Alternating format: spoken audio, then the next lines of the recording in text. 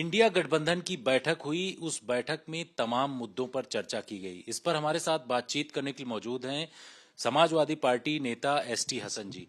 ST Hasan sir, ये बताइए कि लालू यादव ने एक बड़ा मुद्दा इस बैठक में उठाया था और उन्होंने कहा था कि राम मंदिर का उद्घाटन होगा जनवरी में और इस मुद्दे का पॉलिटिकल इस्तेमाल किया जा सकता है कुछ पार्टियों के द्वारा। तो इस तरीके की बात उनकी तरफ से कही गई। इसके लिए तैयार रहने की जरूरत है। देखिए, किया जा सकता नहीं बल्कि किया जाएगा। आप देखेंगे जिसका उद्घाटन होगा, फ्री ट्रेनें चलेंगी, फ्री बसें चलेंगी, श्रद्धालुओं के ऊपर हेलीकॉप्टर से फूल बरसाए जाएंगे, डिफरेंट किस्म के ड्रामेबाजियां होंगी और लोगों को ये मैसेज दिया जाएगा जो कभी नहीं हुआ वो हमने करके दिखा दिया। जहां तक रामचंद्र जी का सवाल है, हमारी पार्टी में उनको मानने वाले, उनकी पूजा करने वाले बीजेपी से ज्यादा लोग हैं। रामचंद्र जी पे कोई बीजेपी का ठेका नहीं आ रहा है।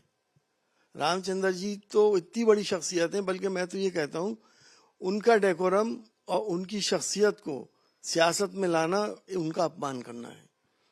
उन्होंने तो इंसानियत को बहुत बड़े बड़े सबक दिए हैं। मुसलमान भी इस देश के उनको इमामुल हिंद मानते हैं और इंसानियत के लिए जो उन्होंने सबक दिए हैं, औलाद का अपने बाप के लिए क्या विचार होना चाहिए, वो ओबीडियंस का जो सबक दिया है वो तो सारी इंसानियत को दिया है, सिर्फ हिंदुओं की थोड़ी दिया है। लेकिन इंडिया गठबंधन में ऐसे मुद्दे उठना कि राम मंदिर का पॉलिटिकल फायदा हो सकता है, क्या आप लोग इस बात को लेकर के अलग तरीके की कुछ स्ट्रेटेजी बना रहे हैं? देखिए, हमारे हिंदू कम्युनिटी में मैं समझता हूँ कि 30% या 20 से 30% हिंदू भाई बहुत भोले वाले हैं। वो मजहबी भावनाओं में बहकर रिलीजियस सेंटिमेंट्स को ये एक्सप्लॉइट कर लेते हैं। आदमी, हम सब धार्मिक लोग हैं। जहाँ धर्म आता है वहाँ हम ये नहीं देखते कि पेट में रोटी है या नहीं है, रोजगार है या नहीं है, किसान खुश है या नहीं है, देश के अंदर लॉ एंड ऑर्डर सही है या नहीं है। धर्म के मामले में कुछ परसेंटेज ऐसी है जो ब्लाइंड फेथ करती है। तो वो लोग जरूर इस बात का हो सकता है फायदा उठा लें, लेकिन अभी तक तो उठाते आए हैं।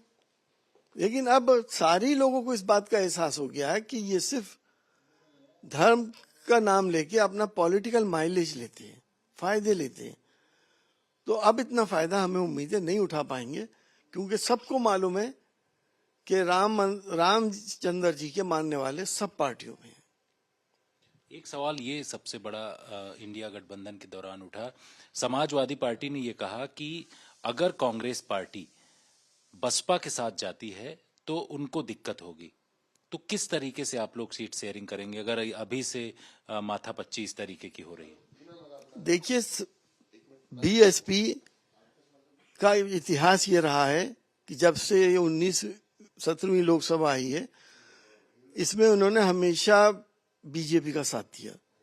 मुस्लिम्स के खिलाफ जितने कानून बने, इन्होंने बीजेपी का किसी ना किसी तरह से साथ दिया। आज भी ये हमारे साथ नहीं है, हम सब बाहर हैं, ये अंदर बैठे हुए हैं। हमने अलायंस करा था इनसे, इनके 0 एमपी से 10 एमपी हो गए, हमारे 5 के 5 ही रहे। उसके अलावा आज उत्तर प्रदेश की विधानसभा में सिर्फ इनका 1 एमएलए है। तो इनका तो जनाधार खुद ही खत्म हो चुका है और ये खुद भी नहीं चाहती अलायंस के अंदर आने को। इन्होंने ये डिक्लेयर भी कर रखा है कि ये अकेले चुनाव लड़ेंगी और अलायंस के साथ वो ये चुनाव नहीं लड़ेंगी। तो अलायंस वाले क्यों इनसे इस तरह की बात करेंगे कि भाई आप आ जाएं? तो ना तो इनका जनाधार है और ना ही ये खुद चाहती हैं। तो इस तरीके का सवाल क्यों सर उठ रहा है इंडिया गठबंधन में? समाजवादी पार्टी ऐसा सवाल क्यों उठा रही है? देखिए, ये प्रेस में ये न्यूज थी, ये चर्चा थी सोशल मीडिया में भी कि कांग्रेस कोशिश कर रही बीएसपी को, लेकिन खड़गे जी ने उसे क्लियर कर दिया कि हम तो इनसे मिलने का विचार भी नहीं कर रहे।